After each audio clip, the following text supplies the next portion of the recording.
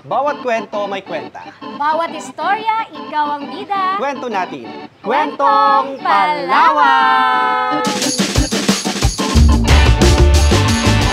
Hello there mga kakwentuhan! Alam niyo ba na ngayong month of April ay Filipino Food Month? Dahil dyan, let's put a spotlight on Palawan food o yung mga pagkain talaga namang tatak Palawan at siguradong kikiliti sa inyong panlasa. Wow. Pero nakiliti ka rin ba doon? Excited ako sa episode natin ngayon dahil tamang-tama ang lasa na sinasabi mo, partner. At syempre, kaya naman sama-sama nating namnamin. Yes. At syempre, tikman ang tema ng Philippine Food Month ngayong taon. Dito sa ating sarap ng pagkain Pilipino, yaman ang ating kasaysayan, kultura at pagkatao. Piruin mo, April is Philippine Food Month. Yes. Diba? So nakakatuwa. Ibibida natin ngayon, hindi lang kwento, kasi for the previous episode natin, kinukwento natin sa kanila yung kwento ng Palawenyo. This time, kwento ng mga pagkain. Diba? Yes, that's right. Kasi ang mga pagkain naman talaga, it's tied to our identity. Yes, Sabi that's nga right. doon sa ating tema, no? And check na yung sarap ng pagkain Pilipino. Check dahil talagang masarap. And check na dahil mahalaga itong bahagi ng ating kasaysayan, Yes. ng kultura at pagkatao. Identity natin to as Palawenyo, yung mga pagkain na kahain sa ating harap ngayon, no? That's right. And ito rin, ang Filipino Food Month natin. We are actually celebrating this, no? According doon sa ating Presidential Proclamation, ay isinusulong ng ating pamahalaan kung gaano kahalaga ang selebrasyon na ito, na kung saan ay pinopromote natin. Hindi lang, kasi Palawan, di ba? We are also known as tourist destination. Pero, marami rin pala tayong pwedeng ikwento sa kanila when it comes to culinary heritage, ng pamana ng ating kasaysayan ng mga pagkain I Pilipino. couldn't agree more, partner. Marami tayong pwedeng ihain sa ating mga bisita. Kaya naman itong nakakabusog na episode na ito ay hatid sa inyo ng Pamahalaang Panlalawigan ng Palawan in collaboration with Kain na To! Wow. Well, thank you. Maraming salamat sa Kain na To Management, Sir Eric Yayen, and the rest of the team. Maraming salamat. Ako, we're all excited na matikman ito, mga inihanda nila. At syempre, ikukwento rin natin sa kanila kasi bawat pagkain na nasa harapan natin, may kwento, Chin. Oo Diba? nga. Kaya naman mga kakwentuhan, ready na ba kayong mag-food trip? Wow. I-blindfold na yan! Sige. I-blindfold na yan! Wow. May blindfold pala. May blindfold pala. Wait, hindi ako na-inform. Saglit. Okay. Sige. Ganito po na Hindi ako mag-blindfold, na-inform sa ha? pag-blindfold ng partner ko na to. Ma-surprise ka ba? Pa-surprise. Ayan. So, ready ka na ba, partner? Kaya mo bang, kung ikaw ay tunay na Palawenyo, mahuhulaan mo dapat yung Okay, mga sige. pagkaing nakahain or papatikim ko sa'yo ngayon. Una, describe mo sige. yung lasa and then Medyo sabihin mo kung ano yung Medyo hula mo. kinakabahan pa lang ako. Nagsa-start nung shoot natin ngayon. Pero Oo nga. Ako din exciting parang kinabahan ito. eh. Exciting itong episode natin. Kasi medyo kakaiba. At syempre, we prepared for this. Diba? At syempre, alam natin yung mga pagkain ay talagang mahalaga. No? Syempre, kailangan natin kumain. At dito sa Palawan, maraming kwento. Maraming kwento na may kwenta na pwede natin ikwento sa kanila. Okay. Sige. Ang galing mo, partner. No, kahit paano pala naka-blindfold, pwede ka mag-host. Diversion lang yun. Diversion. Okay, ready? Okay, sige. Ito muna. Ano yan? Wow. Masarap to. Paborito to ng mga bisita natin. Yes. Na kung saan matatagpuan to dito sa paligid ng Palawan, lalo higit doon sa ating mga coastal area. Siyempre, di ba, tinagurian tayong best island. Siyempre, sa mga karagatan, nakikita natin yung pagkain na to. Lato. Yes. Or in English, sea grapes. Naloading ako doon, partner. Okay na ba? Hindi pa. Meron pa. Wait Sige, lang ha. sige. Ito. Punta tayo sa side na to para Hindi, kinakabahan talaga ako. ano kaya tingin ko Wala to sa mahirapan script, kang hulaan to. Ito naman, partner. Ay, teka, tanggalin ko. Baka masyado ka baka mabulunan ka. Oh, ready? Parang kinakabahan ako dito. parang, Sige. parang bagong kasal lang, no? Nagsusubo.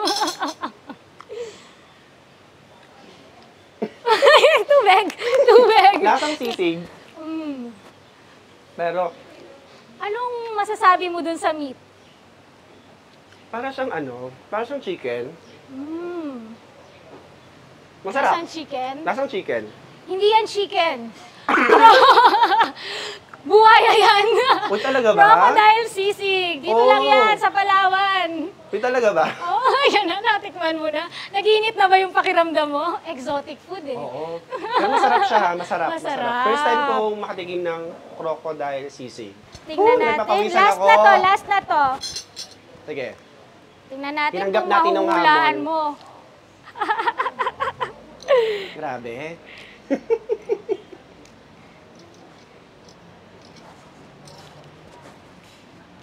Okay, say ah.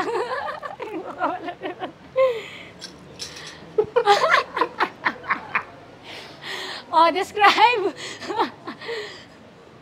Kaya pa, partner. Namumula na siya. Namumula Second na time yung- ko nakakain ito. Pero hindi talaga ako kumakain ito. Pero sabi nila masustansya daw ito. Pero masarap. Masarap naman. So, ano ito? Tamilok. Tamilok to. Correct! Tamilok. So, dahil dyan, palakpakan! Partner! Galing mo, Okay na galing mo ba? sa pag-games natin. Ikaw ang nagwagi. Grabe. Ang galing ng taste buds mo, ano? Oo. Talagang na-identify Uy, first yung time. mga pagkaing palawenyo. Oo. Kaya naman talagang na-challenge ako doon Wala sa script namin yun. Pero yung mga pagkain na pinatikim sa akin ng partner ko, talagang masasabi natin ay bahagi ng kasaysayan at kwento ng Palawan, no? Yung lato. Kasi ang mga lato, may tinatawag tayong latong kuyo. Di ba? Oo, Latong kuyo. Yung mga sikat kuyo yan. nun, talagang pag nanggaling yung lato dyan sa somewhere in Puyo, Agutay, or somewhere in Magsaysay, ibig sabihin maganda yung quality ng lato. Oo, Kaya yung tinatawag totoo. nilang Mas latong kuyo. mas malalaki yung butil, and mas mahaba, and mas mataba yung mga stems niya. Yung parang ano niya, yung kinakabitan ng mga butil. So, Wala- tied to their identity yan, Yes, no? As that's Palaweños in Cuyo. Kasi bahagi rin yan ng kinabubuhay nila. So, yung iba dyan, nagsi-seaweed farming na, nag-harvest ng lato. That's right. At ine-export pa daw yan, Yung masarap partner. isaw sa suka. Correct. At pangalawang pinatigim mo sa akin is yung... Uy! Crocodile sisig, partner. Crocodile, first time ko makakain ng crocodile, grabe ka. Pero masarap siya. Exotic masarap talaga, siya. no? Merong isa Ako, rin di sa ko mga... pa rin natitikman parang, yan eh. specialty din siya nung kain na to, na pinapatikim nila, inihahain nila sa mga bisita nila, yung crocodile sisig.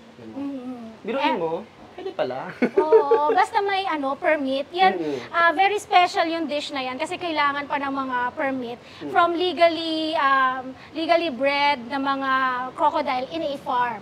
Yes. At syempre, yung pinaka-last kong pinatikim sa akin is yung tamilok. Tamilok. Oy, diba? nakakain din tayo niyan sa Busuanga, no? Fresh from the rotten mangrove tree. Oh. Alam mo yung tamilok na yan, kumbaga sa mga Koyunon pa, isa sa mga paborito nila yan. Kasi diba, parang family siya ng family siya ng mga pusit, diba? Mga pugita, mga mollusks. Oo. So, masarap siya at masustansya din pala siya. Rich in iodine, iron, calcium, so on and so forth. Yes. At syempre, partner, marami pa tayong mga nakahain dito ng mga pagkain na may tatak Palawenyo at talaga namang tatak Pilipino. Pero mayroon tayong sorpreso sa kanila. Yes. Handa na ba kayo? ang tanong natin sa ating mga kakwentuhan, handa na ba kayo? Yes. Ikaw ba, handa ka na? Handang-handa Ako, na. kasi dahil special ng episode natin ngayon, talagang mabibigyan natin sila ng nakakatakam na kwento. Dahil kwento natin sa kanila, ang isa, I think, dalawang pagkain or lutong pagkain ang ihahandog natin sa kanila. At ikukwento natin sa kanila kung paano ba ito ginagawa. Marami ka nang natikman, partner, pero marami pa tayong titikman at meron pang ipapatikim sa atin na on the spot lulutuin. Ano ba yung lulutuin mo? Chef Erning, please. Pakilala na natin si Chef Ernie. Magandang hapon po. Hello po, Chef Erning. konting introduction na po. Gano'n na po ba kayo katagal dito sa kain na to? Almost 15 years na po ako dito sa kain na to. Halos kasabay niyo po pala ang kain na to. Apo. Simula pa dahil ang pagkakalam ko, partner, 15 years na rin po. ang kain na to. Wow, talaga. Ang kain na to po ay isa sa mga homegrown restaurants natin dito sa Puerto Princesa City. Palakpakan naman natin si Chef Ernie. Kinakabahan po ba kayo, Chef? Medyo. Nandiyan yung mga fans niya sa Oo nga, paligid. daming fans. Kaya, ano po ba yung papatikim niyo po sa aming dish? Palawenyo dish po. Bali, ang pinaka-kwan po, yung pinaka-bestseller po namin dito, yung seafood bulalo at saka seafood kare-kare po. Seafood bulalo and Seafood seafood kare-kare. kare-kare. Ang common denominator, seafood. Seafood. Kasi naman marami talagang seafood dito sa Palawan. Kaya Mga mabilis lang po ba yan, Chef? Gano'n po ba katagal nyo yan Almost 5. Depende po sa hakalan natin. Ah, Basta mabilis na po okay. kasi naka-ready na po yung ating lulutuin. Okay. Sige po, simulan na natin to. Seafood kare-kare. Isa lang ko lang po at yung sabaw. At seafood bulalo po. Seafood bulalo. Naku, first time natin narinig may seafood bulalo pala. Oo. Actually, yan, paborito ng dad ko. Bulalong yamang dagat. dito sa kain na to. Dito sa kain na to, no, prepared nung ang mga kakaibang mga pagkain na kung saan ina-adapt kung ano yung mga available resources na meron tayo dito sa Palawan. Ano, seafood, 'di ba? Yung mga pinatikim mo sa akin kanina, mga seafood talaga. Pero nakakatuwa kasi yung mga pagkain na yon, may mga kwento sa likod nun, 'di ba? At saka isa rin sa mga tina-target why we are celebrating Filipino Food Month. Habang piniprepare ni Chef yung kanyang lulutuin para sa atin, no? Isa sa pangunahin na pag sa-celebrate natin partner ng Filipino Food Month ay maitaguyod yung kapakanan ng ating mga magsasaka, yung ating mga nasa industriya ng agrikultura, Oo. 'di ba? May tinatawag nga tayo na farm to table, 'di ba? Tama yan, partner. No? And napaka-importante din sa experience ng mga turista, itong pagkain. Hindi lang kasi yung mga tanawin, yung tatatak doon sa experience nila eh. Pati yung mga masasarap na Yes. pagkain na parang uniquely Palawan. Oy, dito ko sa Palawan yan natikman. Oo. Kaya nga, isa rin sa mga tina-target natin, isinusulong natin ng tourism offices natin, no, ay yung food tourism. No? Kaya ito, mga pagkain na nasa harap natin ngayon, ay talaga namang babalik-balikan. Oo. Meron nga tayong comeback syndrome dito. Correct. May mga, aside from visiting tourist destinations, aside from going somewhere, sa Palawan, no? Isa rin sa binabalik-balikan ng ating mga turista at ating mga kaibigan ay yung mga pagkain na talaga namang pumatok sa kanilang mga panlasa. Partner. Correct. And partner, naalala ko lang, no, dito sa Pilipinas, ang pinaka tumatatak na pagkain, adobo. Parang, kumbaga, national dish ang dating. Yes. Pero dito sa Palawan, pag sinabi kasing Palawan, napapalibutan ng dagat, talagang mga seafood, fresh seafoods, di ba? So, Chef, ano na ang niluluto natin ngayon? Bali, seafood bulalo po. Bulalo, ayan. So, ano po yung mga ingredients nito? Bali, meron po tayo. Ang seafoods po natin na ginagamit sa seafood bulalo, pusit po, isda na tuna, at saka hipon. Hipon. So, tatlo. Saka may gulay rin po siya na kalabasa, upo, patura, at saka yung talbos po ng kabut. Mapapansin natin mga locally sourced Yes. na mga ingredients. Kaya tama yung sinabi mo, talagang farm to table. And yun yung maganda, no? Yung we support local. Yes. Ito rin na mga ingredients na matatagpuan dito sa ating lugar. Itong seafood bulalo na to, ito po ay nasa menu po Opo, ng sa menu po. kain na to. Yan po pinaka-bestseller namin dito. Best seller pala nila. Dito ang seafood bulalo. No? Kasi ako first time ko rin narinig yung seafood bulalo, First partner. time, Kasi, di ba, laking kinakain natin, familiar lang tayo sa beef bulalo. Oo nga, yun yung pinaka, Pero kilala meron ng pala mga dito, Pinoy. seafood bulalo. Ayan, titikman natin yan. Ako, sigurado Oo tayo nga. na masarap. At syempre, masustansya, partner, itong seafood bulalo na. Mabanggit ko lang sa'yo, partner, binabalik-balikan namin yan ng daddy ko dito. Wow. Paborito niya kasi yan. Mm-mm. Bulalong yamang dagat. Okay. So, kanina, shinare po ni Chef Ernie, meron po tayong pusit, isda, at saka Shrimp. shrimp or hipon. Ayan. Sa mga gusto pong subukan itong seafood bulalo, nako, talagang ako sigurado ako masustansya itong seafood bulalo natin na to. Oo, may mga green leafy vegetables pa na talaga namang dagdag sustansya sa ating katawan. No? Yes, that's right. Nakakatuwa sa pagkain, hindi lang kasi siya nagbibigay sustansya sa atin physically, no? Meron ding yung kumbaga sustansya sa ating identity. Kasi nga it's tied to our identity as Palaweños, na yan, mga seafood, Opo. hinuli ng ating mga mangingisda, and yun, yung mga gulay mula naman sa ating magsasaka. Chef, ito po ay first time ninyong, kayo lang po yung unang restaurant na nag-o-offer po nitong seafood Opo, kami lang po. bulalo. Opo, seafood bulalo. Wow, very Kaya po unique pinakaunang pala ito. nag-offer nito. Very unique sa kanilang restaurant. Kasi, nga, sabi ko, first time ko rin narinig na may seafood bulalo pala. So, sila yung first restaurant na nag-offer nitong seafood bulalo. Diba? Kailangan kasi rin, no, yung parang creative ka rin pagdating sa mga dishes. Nandito nakita natin yung creativity ng mga Palawenyo. Yes, that's right. Sige, Kumukulo partner. na po ba? Ayun, Opo. malapit na Oo, kumulo. while waiting doon sa, habang inaantay natin na kumulo yung mga, yung niluluto ni Chef Ernie. So, Tikman natin yung tikman mga natin hinain yung mga nila. hinanda nilang iba pang mga pagkain dito. Tikman ko kaya itong Oo. tamilok. Sige. Kaya ko pa ba? Gusto niyo bang tikman ng aking partner yung tamilok? Medyo mahina. Gusto niyo ba? Yes! Ay, may audience impact. May audience impact. Sige partner, try mo yung tamilok. Although, nung last na mga episode natin, natikman mo na rin sa itong Busuanga. tamilok. Yun, galing talaga sa sa mangrove yes, fresh. tree. Mm-mm. So, itong tamilok, it looks like uod, di ba? Yes. And actually, ang English niya, woodworm. So, it's like a misnomer Yung misnomer kasi sabi, worm. Pero hindi naman talaga to worm. It's a mollusk. Wow. So, kapamilya ng mga pugita, pusit, green mussels, scallops. Correct. Sige, tikman ko na. Ang dami ko pa sinasabi. Go. So, ito na. O, kamusta? Sarap, di ba? Ito partner. Ninanamnam ko, partner. Oo. Slimy. Slimy. Pero, siya, tasty. Mm-mm. Yung may pagka-savory. Oh. Grabe yung Ang partner. Grabe yung partner maging food critic. Ibang level yung pagiging food critic niya talaga. Well, anyway, sige. Ayan, tamilok. So, ano na to, fair square na kasi natikman na rin yung tamilok. At pinatikim niya rin sa akin yung tamilok kanina. Masarap. Masarap. Malabuko, pero may alat. Ito pa, Kasi partner. nga, galing dagat. Siyempre, para fair Oo. square din. So, kailangan mo tikman Ay, ito. syempre, ito. Ay, paborito to ng aking baby girl. Grapes daw, sea grapes. Ayan. Ay, ayaw maano Diba? Masarap. It pops in your mouth. Yes, oo. Ano ba mga nutritional value nito, partner? So, meron itong fiber, calcium, vitamin C, partner, meron. At sa mga nais na, kumbaga, pang-diet din ito sa mga gustong mag-dieta, no? Ayan.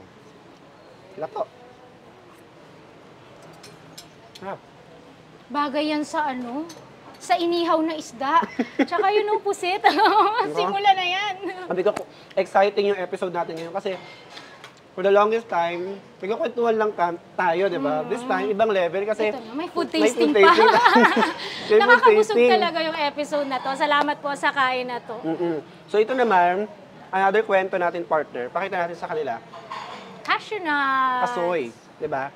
So, ang Palawan is cashew capital of the Philippines. Yes, that's correct. Okay, ang tanong natin sa kanila, sa atin, saang munisipyo sa Palawan matatagpuan ang pinakamarami or sinasabi nating cashew capital of the province of Palawan? O, tanungin natin yung mga OJT. Ano ang cashew capital ng Palawan? Rojas! Louder, louder! Okay, Rojas. Okay, ang galing ng mga OJTs Rojas. natin. So, that's right, Bibo. So, Rojas po yung ating cashew capital ng Palawan.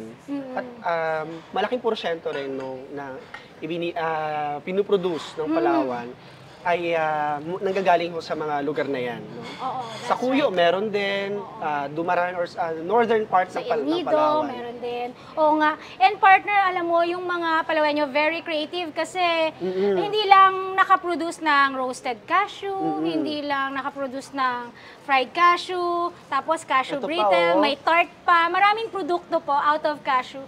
And itong in the past, nakatikim naman ako dito sa Palawan ng kare-kare with cashew butter. Ang sarap po talaga. Ibang Okay. level ang sarap ng kare-kare So, na yun. speaking of kare-kare, Ay, oo, nagluluto na si Luto na po Chef. natin bulalo. luto na Luto ang na ang ating bulalo. bulalo.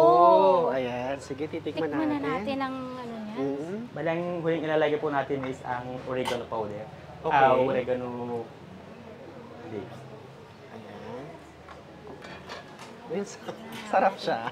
Mabango. Lemongrass flavor po kasi. Oo. Ay, naamoy ko nga yung tanglad, Oo. lemongrass. Masarap talaga yan, ihalo sa mga sabaw-sabaw. Ayan, simulan na natin to, Sige, partner. Paano ba? Ano, sino mauna? Ano kaya? Ano Sige, kaya? titikman natin. Ayun. Medyo Ako, mainit lang sabaw. siya. Yung sabaw. Mainit. Pero masarap Ang sarap. Masarap po talaga. Must try dito sa Palawan. Punta na po sa kain na to. Tatak Palawan talaga, no? Kasi puro seafood. Sobrang Lasa ang sarap. seafood, lasa ang tanglad, yung mga gulay, ang daming nutritional value. Alright, partner. Nako, ang sarap at Yes. ang bango ng niluto ni Chef Ernie na seafood bulalo. Diba, natikman natin kanina, talagang nanunuot yung aroma, yung bango ng Oo nga, no? tanglad, diba? Correct. And yung naghahalo yung lasa ng mga seafood. Munti ko na makalimutan yung pangalan ko, partner. Sa Wow. sobrang sarap. Grabe. Grabe naman yung partner ko na to. Oo. Well, anyway, marami pa tayong pwedeng ikwento sa kanila. Marami pa tayong pwedeng tikman. Dahil dyan, huwag po kayong lilipat. Don't go away. Kami pa yung magbabalik right after this.